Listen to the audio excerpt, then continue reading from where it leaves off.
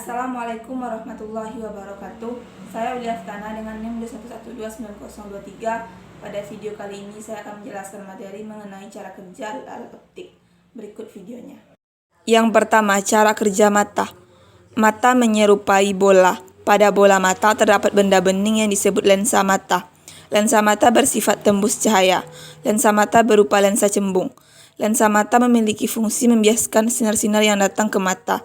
Dengan demikian, bayangan benda dapat tepat jatuh di retina mata. Jadi, mata memiliki fungsi seperti pada kamera. Oleh karena itu, mata disebut alat optik. Yang kedua, loop. Sebagai alat optik, loop berupa lensa cembung tebal atau berfokus pendek. Sifat bayangan yang diharapkan dari benda kecil yang dilihat dengan loop adalah tegak dan diperbesar. Orang yang melihat benda dengan menggunakan loop akan mempunyai sudut penglihatan atau sudut angular yang lebih besar daripada orang yang melihat dengan mata biasa. Yang ketiga, kamera. Prinsip kerja kamera dan mata adalah sama. Apabila mata melihat benda, sinar dari benda yang masuk ke mata dibiaskan lensa mata.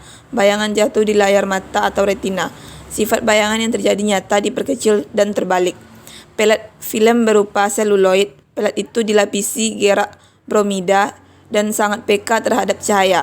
Apabila bayangan objek mengenai pelet film akan tercetak sebagai gambar negatif.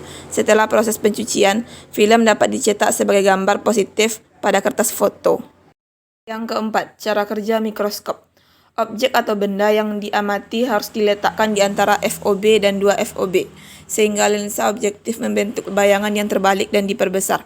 Bayangan yang dibentuk lensa objektif merupakan benda bagi lensa okuler.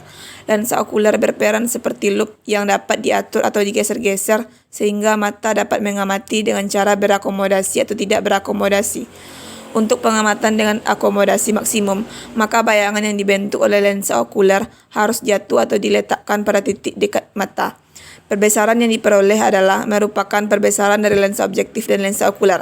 Untuk pengamatan dengan mata tidak berakomodasi, maka bayangan yang dibentuk oleh lensa okuler harus berada pada titik jauh mata. Yang kelima, cara kerja teropong. Teropong terdiri dari 2 lensa positif, yaitu lensa yang mengarah pada objek adalah objektif dan lensa yang mengarah pada mata adalah okuler.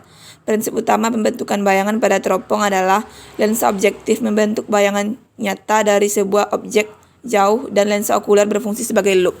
Dengan demikian, cara mengamati objek apakah mau dengan cara berakomodasi maupun tidak berakomodasi tergantung dari posisi lensa okulernya. Oleh karena itu, jarak antara objektif dan okuler dapat diubah-ubah. Panjang teropong adalah jarak antara lensa objektif dan lensa okulernya. Keenam, cara kerja periskop. Pada periskop sederhana, kunci dari prinsip kerja periskop berada pada kedua cermin yang ada di dalam tubuh alat optik tersebut. Secara umum, periskop ini bekerja dengan menangkap cahaya yang dipantulkan benda atau objek oleh cermin pertama yang berada di bagian atas periskop.